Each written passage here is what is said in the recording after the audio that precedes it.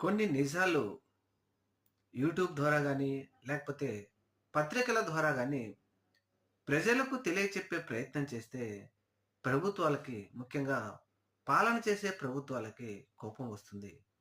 విషయం ఏంటి అంటే, తెలుగుదేశం పార్టీ అధికారంలోకి వచ్చిన తర్వాత, పేద, బడుగు, బలహీన వర్గాలతో పాటు మధ్య తరగతి ప్రజలకు, లేకపోతే ఒంటరి మహిళలకు ఇస్తున్న ఫెన్షన్ తెలుగుదేశం పార్టీ అధికారంలోకి వచ్చిన తర్వాత ప్రతి నెల తెలుగుదేశం పార్టీ నాయకులు వాళ్ళ దగ్గరకొచ్చి వాళ్ళ కాళ్ళు మొక్కి ఈ ప్రజలు తీసుకోవాల్సొస్తుంది.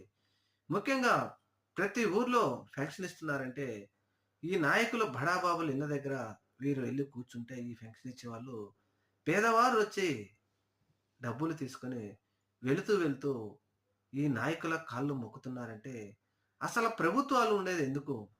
పేదవాడి కోసం లేకపోతే పేద, బడుగు, బలహీన వర్గాల అభ్యున్నతికి లేకపోతే విద్య, వైద్యం, ఆరోగ్యం కల్పించడం కాదా? ఈ పెన్షన్ ఒకటే మేమిస్తున్నాం. మీరు తీసుకున్న ఈ 4,000, 3,000 తీసుకొని మా కాళ్ళకి మొక్కండి అంటూ ఈ 5 సంవత్సరాలు ఇదే తంతు ప్రయోగిస్తారా?